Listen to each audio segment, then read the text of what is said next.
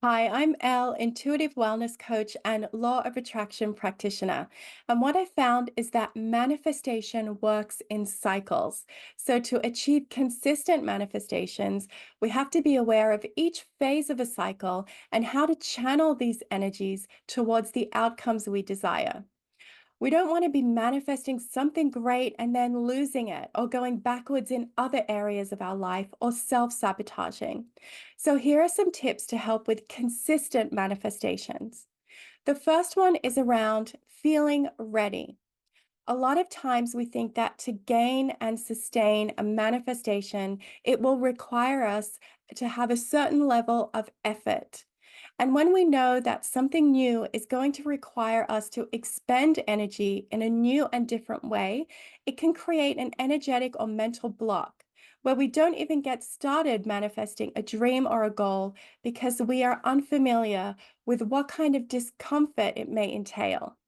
Or perhaps we are very familiar with the type of discomfort, like getting up early or working out or researching new ways to do things or having difficult conversations or meeting new people. We all have different levels of what makes us feel uncomfortable and what stretches us out of our comfort zones. The reality is that your manifestation will likely require you to make a lifestyle change or take a new action. The very thought of this can create an energetic block that can keep us stuck for years. So here's how to conquer this. Number one, think about what it is you want to manifest and what action step will be required of you to gain it and maintain it. Break down those actions into a first tiny step. It might be to research something or to talk to someone who has already achieved what you desire or to create a vision board, or to journal about it. Now, step three is to align the small action step that you're going to take with the awaken phase of a cycle. We talked about how manifestation occurs in cycles, and the awaken phase is one of four phases of a cycle where the natural universal energies are conducive to taking action, also with sharing communication, building energy and momentum, intellectual ideas, and growth. This is a great phase to take an action. Keep watching for more information about the four phases a little later and how you can align with them. Now, let's say that you don't necessarily know exactly what you want to manifest. Perhaps there's several areas in which you want to improve your life. And many times when we don't know exactly what we want, we think that we need more money. This brings us to the second tip to manifesting consistently, getting specific. In the example of wanting more money, money needs a specific role.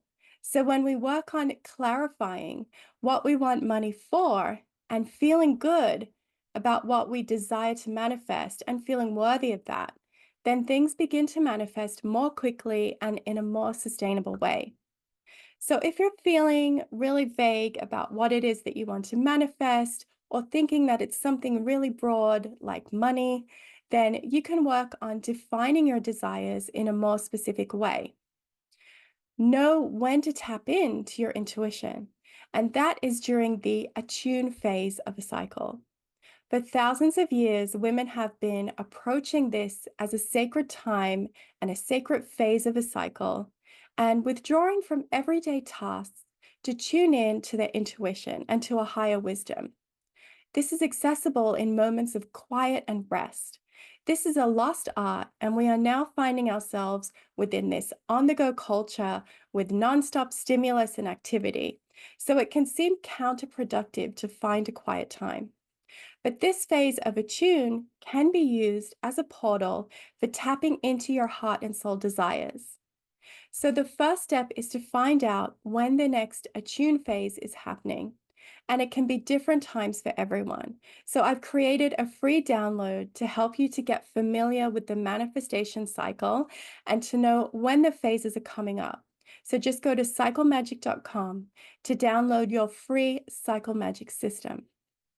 Step two after you find out when your next attune phase is happening would be to set aside 1 hour during this attune phase to do some journaling and meditation to clarify what your true desires really are.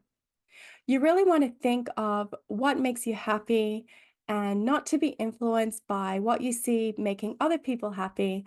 Really take time to go deep and discover what it is that truly you want to manifest in your life. Pose questions, journal on what thoughts come up, and just keep writing and exploring. You could even draw or collect some images if you're more of a visual person. After this session, you may not have come up with something that's really a definitive answer. So, even over the next week after your attune phase, you can revisit these thoughts about what it is that you truly want to manifest and be open to gaining insights and ideas that come down to you to help you define it. If you haven't explored this before, it can take some time. So allow some time for ideas to come to you, especially if you are engaging in reflective times and quieter times in meditations or walking in nature for the first time, or you haven't done it in a long time. So allow some space, start the process during the attune phase, and then just allow the answers to come to you. The next tip for having consistent manifestations is around how to deal with the very common manifestation question of when will it happen? Let's say you've already overcome the energy block of how will it happen, because that's another stumbling point. But if you're able to conquer the how, then you are probably really excited and full of anticipation of when your thing is going to manifest. Over time, this excitement and expectation can turn into little doubt monsters, especially when we ask ourselves, why isn't it here yet? So, here are some tips to tackle this. Firstly, look for clues. When I decided that I wanted a new car, I began to see all the types of car that I wanted, Teslas everywhere in the HOV lane beside me, zooming down into town. And I noted which ones were in the color that I liked, and I just admired them and smiled at the thought of mine being ready and on the way. So when you see things that you want around you, and you see other people enjoying the type of manifestation in their lives that you also deeply desire, view this as evidence. See it as a sign that your manifestation is coming closer to you. It's taking up a significant part of your awareness already, and feel yourself becoming more familiar with it, and see it as a normal thing that gets to happen. Write out the feelings that your manifestation will bring you. This is a step that you can take again to get specific and do some journaling or listing out how you will feel when your manifestation comes into being. Now, then go ahead and choose one of these feelings that you wrote about.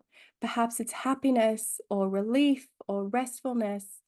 Define one standout feeling from the list of feelings that you gathered and thought about of how the manifestation of your desire will make you feel.